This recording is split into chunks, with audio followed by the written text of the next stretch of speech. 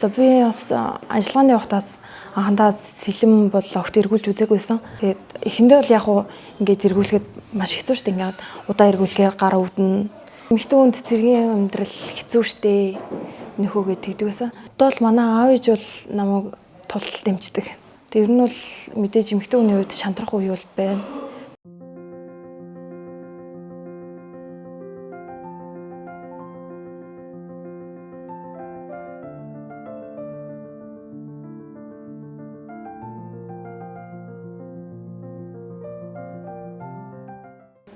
За намайг Эрдэнэ хэлхийн хүмүүслэгдэг 2018-аас 2022 онд Үндэсний Батлан хамгаалах их сургуулийг тэр өдөр ажиллаж төгссөн.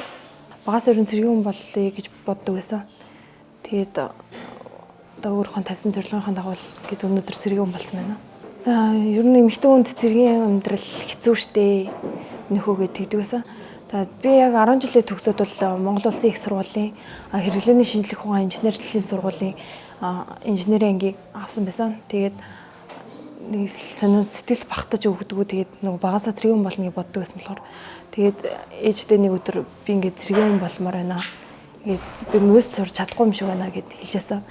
Тэгээд аав ээж хоёр маань тухайн үедээ эсэргүүцээд юу яриад байгаа юм бэ миний хүн. Тэгээд одоо ингээд Монгол Улсын их сургууль чинь ингээд гой сургууль штэ тий. Сурчгаа гэдэг жисэн. Тэгээд ерөөс чадахгүй юм шиг байна. Цэргийн хүн болох юм байна гэд тэгээд Батлан хамгаалах их сургуулийг сонгож суралцсан. Өөрөө бол яг эргэн тойронд гэх юм бол тэм цэргийн хүн болох сонирхолтой хүн бол байгаагүй. Тэгээд яг эмэгтэй хүн байж ингээд цэргийн хүн болох ч юм уу тийм нэг тиймэрхүү юм бол зөндөл хэлдэг байсан. Тэгээд ингээ хүмүүс чадаад ах чинь би яг болдгоо юм бэ гэд хэлдэг байсан. Одоо л манай аав ээж бол намайг тултал дэмждэг.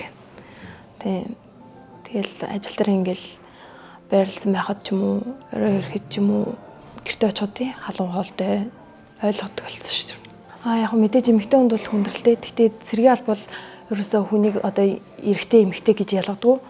Одоо бүхэл хүмүүс одоо ерөөсөө чаднаа л гэдээ ороод ирсэн бол одоо ингээд тэгэл ер нь адилхан л ханддаг. Тэг ер нь бол мэдээж эмэгтэй хүний хувьд шантрах үе бол байна. Гэхдээ одоо би тэгээд нэгэн чадна гэж тангараг өргөцсөн цэргийн албаагч. Тийм болохоор одоо тэгээд чаднаа л гэл. Би одоо ингээд тус ангид болохоор ротын сэтгэл зүй суртал хүмүүжлийн офицероор ажилладаг.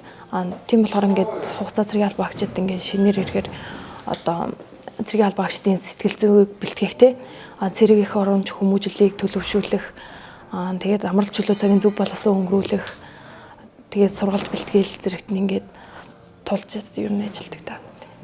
2023 оноос хойш одоо зэвсэг түвшний 1.14 дугаар ингээд алба хааж байгаа. 2024-өөс 2025 онд бүгд найрамд хүмүүст улсад нэгдсэн үндэсний байгууллагын мандаттай энхийг дэмжих ажиллагаанд Монгол Улсын зэвсэг түвшний мот бодлогын батальоны 14-р ээлжийн цэргийн багт үүрэг гүйцэтгэж ирсэн. За ажиллагаанд явах гэх юм бол яг эхэндээ одоо нэг ингээд цахим орчноос ингээд авсан мэдээлэлтэй ингээд бусад хүмүүсээс сонссон одоо мэдээллээс гэх юм бол бүгд найрамд хүмүүст улс маань одоо өөрөө аягүй тийм цаг үеийн байдал тийм докторгүй те ард иргэдийн өмнө самхтай тийм газар тэгээд ер нь бол аягүй хүнд хэцүү гэж сонсч байсан. Тэгээд очиод бол одоо манай Монгол Улсын цэргийн баг болохоор нийтдээ тэнцээ 5 бааз дээр үүрэг гүйцэтгэдэг. Яг цаг үеийн байдал гэх юм бол нөгөө нэг харьцангуй сонсч байсан ч гэх юм уу те өмнө тэр дуулж яснаас бол цаг үеийн байдал харьцангуй доктортой байсан. За ер нь бол би болохоор ингэж бодд юм аа. Яг цэргийн хүн болсны хувьд те энхийг сахиулах ажиллагаанд ингээд нэг удаа яваад үзчихээ те бас цэнхэр дуулахтан болчихъя те.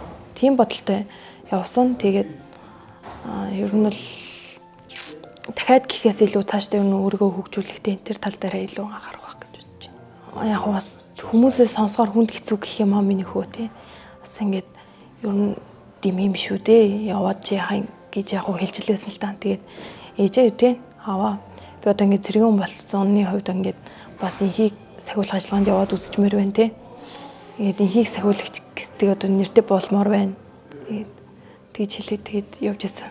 Одоо манай одоо Монгол Улсын одоо зэвсэг түвшний болон бусад төрлийн цэргийн байгууллагуудын одоо албаагчид бол мэдээж тэр дотроос ингээд сэлмэр үлдэг мундаг ур чадвартай хүмүүс зөндөө байгаа.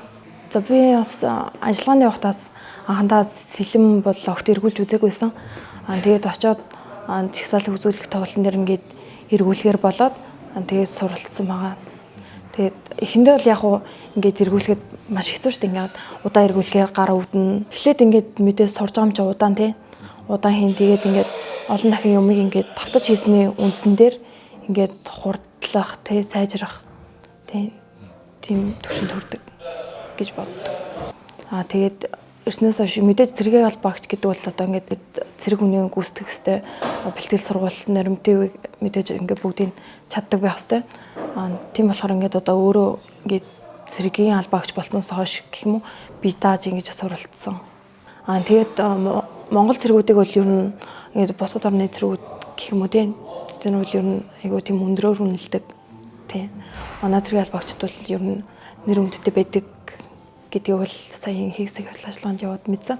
За одоо ингээд 3 сард манай налах цэргийн отхны дундах марш тэмцээн болно. Үргэлжлүүлээ 4 сард армийн хэмжээний маань марш тактик тусгай бэлтгэлийн тэмцээн болно. Тийм тэрэнд одоогийн байдлаар ингээд бэлтэж эхэлж байна. За ингээд Монгол улсынхаа нийт бүх эмэгтэйчүүдээ, ээжүүддээ тий эгч нартаа бүгдэнд нь ингээд олон улсын эмэгтэйчүүдийн эрхийг хамгаалах өдрийн мэндийг ингээд төвшүүлж байна. Мөн мөр зэрэгцээ албааж байгаа эмэгтэй цэргийн албаагчдаа тий та нар бүгдээрээ мундаг шүү. Бүгдэнд баярын мэнд хүргье л гэж.